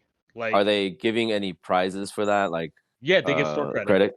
Oh, yeah. That's what I had. Again, just like you, I had some Vanguard and Pokemon players. That was my door in because I don't play any TCGs anymore. I used to, and had I still kept up those relationships, maybe I can. I have a huge shop here. They have so much space, but they just like if you don't know them, then they're just like, no, that's okay. I show them videos. We even had put up like there were a few videos that I marked like to show store owners like this is what Beyblade is. It's not going to be that bad. We're not going to damage your goods.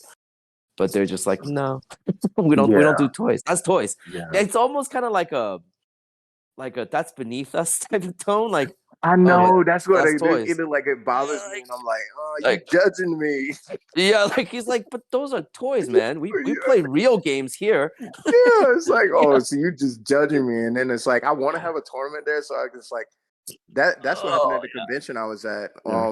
Because I told them like, yeah, we're having a Beyblade tournament, and they were kind of like, oh, cool, bro, like this and that. But they have so much space, they're gonna let me do it. And then when we had it, and they saw the turnout and the competitor, everyone was over there, and they're like, oh my god, I wasn't expecting it to be like this. I thought it was like 3 people were gonna show up just spinning tops. I was like, no, man, this is a real game. We really compete, and it's fun. So yeah, but. They just got to take the chance sometimes. But I think is a good idea. I might try to talk to them about that. Maybe that'd be a incentive, store credit. I don't like charging for my tournaments, but at the end of the day, I think to grow the health of the community, like it may have to start happening. I mean, for a lot of areas for us, it's just a matter of in the summer, it's really, really hot to be outside. And for some other people, it's really too cold to be outside. So you have months that you just can't do it. I mean, I think in the Philippines, you guys are always inside, right, Papabey? Always inside. We don't have super cold. It's just really rain nice. And summer here. Yeah, not to mention like one big thing too is once you start really getting into playing Beyblade competitively and you're playing in the WBO, like you only get like one tournament a month that you get to go to. It's not like over there in the Philippines where they're playing once a week. Sometimes twice a week, I'm guessing. Yeah, twice a week. Twice a week. So like you could play like one full weekend. You're like, you know what? That's enough for me for the month. That's fine. Like And I'm sure there's people that are like that. Like, but here it's like, oh man, there's a Beyblade tournament this month. It's the only one I can go to for a month. I gotta try to go to it. Yeah, that's true. Yeah, that's true. Which is unfortunate. That's why we actually. This is probably a little off topic, but in terms of how we changed the organizer exam and interview process, which I pushed for, is to create a lot more organizers so the events might be smaller but more prolific. Because people drive like 6 hours to go play in a tournament here, or they fly to go play a tournament. That's not sustainable.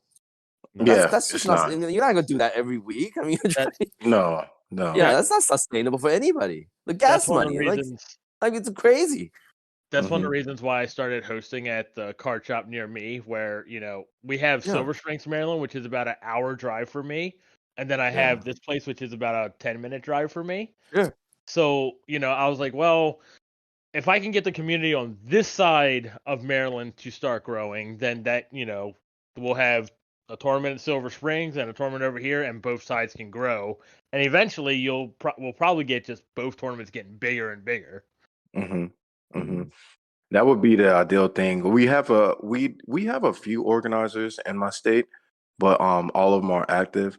But I do want to shout out it's #Fafnir, because I think he's going to be hosting soon. I think he's actually I think his next one is going to be on the day that I'm hosting one, but I don't want that at all, or within a month, because even if I can't make it, it'll be great if the community has more. Yeah, just one more option, or something that's closer to them, because I'm only hosting in one area now because I was tired of just trying to drive everywhere.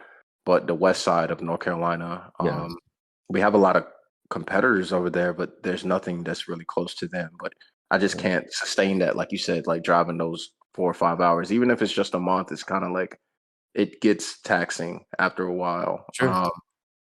But hopefully something like that will or can work out. Shout out to him for helping out, and appreciate you with that. Go ahead, Mike. I was just gonna say, because it popped in my head, Papabey, when we play at BWC, what format are we playing? As long as it's burst.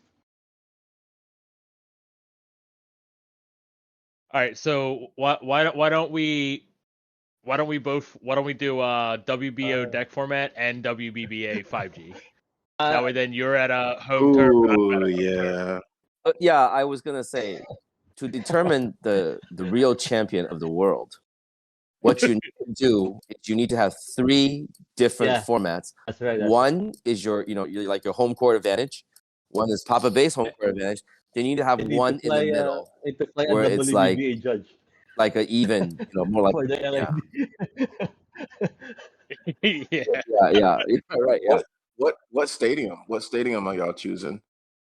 Well, if we do WBO for deck format, I probably just standard, and then if we do WBBA, they mostly do in DB, right? Right.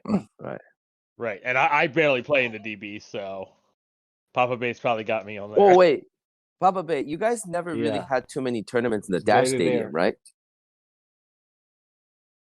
You guys should play in the Dash Stadium for the third one. That'll be balanced. Yeah, all 3 first stadiums, right? But does the concede know that? Y'all gotta for us to do that, or I'm not. Okay. I'm sure it's time for us to figure it out. I mean, for all I care, we do this off to the side, and whatever. Yeah, sure.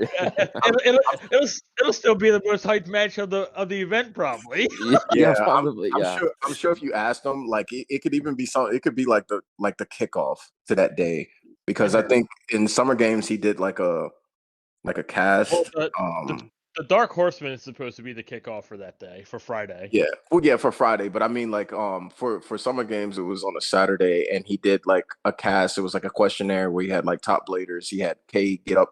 K was on the screen. People were able to ask him questions. So if he had the opener for Saturday, just being like a battle between Crisis versus Papabey. How is the Dark Horseman looking? Like, who's going? So there's me, Broyito. I'm sure the 2 Florida guys will be there. Oh, sure. There's Sniper that it will be there. I believe Zector and what's his name, World Sprizen. Yeah, I think from his area. I believe they will be there. That's enough. That's okay. Yeah, I think Fireblader 07 said he was going to be there. Yeah, he's gonna be there. Yeah, okay. So I mean, there's at least 8. Okay.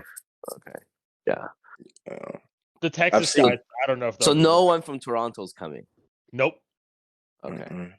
Nope, no one from Toronto. All right, you know what? California might go. I think I have to. Yeah, the 2 people that won in California, they want to go, but whether it's financially, feasible, they're a little younger. Yeah. So I don't know if they can, kind of just decide that they want to go. Really, the parents really probably have to World Cup because it's only to be okay with it,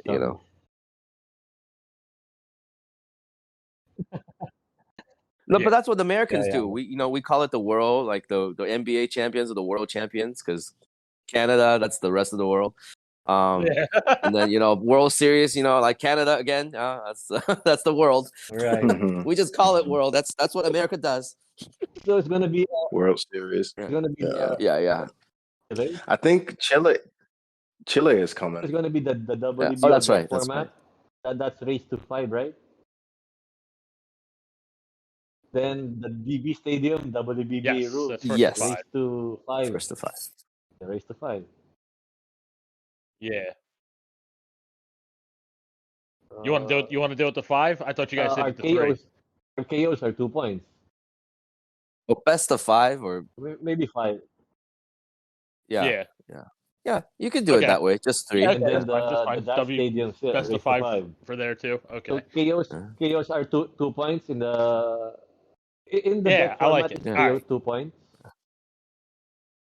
Okay. No, KOs are 1 point. Not in burst standard. In our different burst formats of KO. Because we like to thoroughly confuse people. All right. Yeah. What format? What format are y'all playing for the Dash? Good question. I think it should still be standard because it was designed for sparking. It's close enough. But I think he means what battle format. Yeah. Oh. Since the one format that is common for both WBO and WBBA 3G is single bay. Single bay? Yeah, single. You can do 3 on 3. You can do 3 on 3 because we both have 3 on 3 because 5G is technically not a official WBO format, so you play that in the WBBA format. The WBO deck format is not in the WBBA, so you can play that in the WBO format. In the sort of the neutral format, you can play 3 on 3 or single bay because those exist in both WBO and WBBA. I feel like single bay would be more fun because a lot of thought will go into that one Beyblade. Yeah, I think I would recommend one single bay or 3 on 3 for the desk. Yeah, that sounds good. One of those. Single bay dash stadium. Okay. Yeah, single bay race to 5. Yeah, that one definitely do it last. Tiebreaker. That one should be the that's the anime one. The finale. Yeah. That's gonna be fun. Do we want to allow rotation change? In the Dash Stadium? It doesn't matter. It's really in the Dash Stadium. It doesn't really matter. Sure? Rotation change is not as important. I could just use World. I mean, it kind of matters in the sense of we're just like World Trip. Yeah, but I think in that but stadium it's such though, because if you heavy stadium. That's what I was saying. If you run attack, your world, whatever direction it's in, it's probably going to get beepoed. I don't think I don't know about that because it's. The Dash Stadium probably the most popular. There's only really 2 ways to launch it: the attack launch, and then the counter attack launch. You just try to go into one of those pockets. It's very easy to KO. Like the KO rate is over 80%. There's only 2 ways to launch it. You have to do the cave bear or you have to do the attack launch. It's a heavily attack. It's very popular in Taiwan. But in the end, people got away from it because everything is a KO or just nothing happens because you stay in one of the pockets forever. Yeah, I'm hype. I'm hype about y'all match. I'm hype. I'm probably the most hype about the Dash match, the Dash Stadium match. Right. That's what I want to see. You got one Beyblade, make a decision. Let's go. Yeah. All right. And that covers it too. You got to think about it. Like it covers all the 3 major stadiums, right? It's like I think it's really nice to have that kind of like it covers most of Burst. You know, like all the environments. It does. 3 stadiums, the 3 most impactful formats. Yeah. And that's how it is. World. All right. Yeah, whoever wins that, the champion of the world. Champion of the world, right there. Champion of the world. Yeah, world. Yeah. Right, if it's played in America, it's world. That's just how it goes. All right, we got to get someone to make a trophy for this now. I can do it. I might put one up. Belt is material.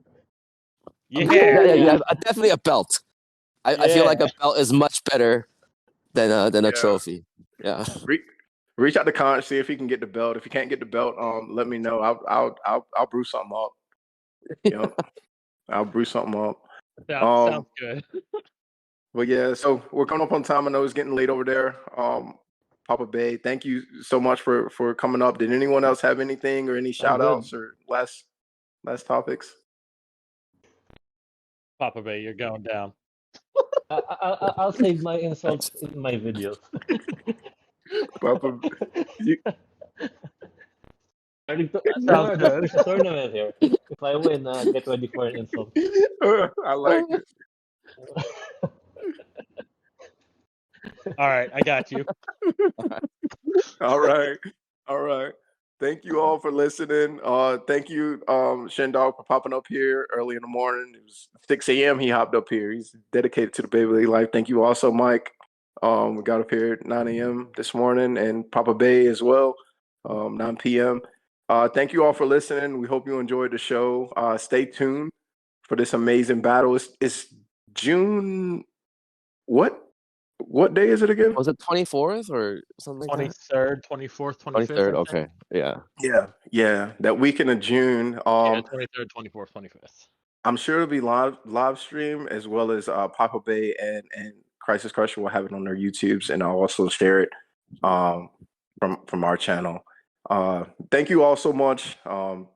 We've had all the guests up here before. You get to have some good laughs, some good times. As always, continue to get out there, play Beyblade, have fun, grow your community. All right, and they're going down. Thanks for having me. Thanks, guys. Oh no, I'm scared.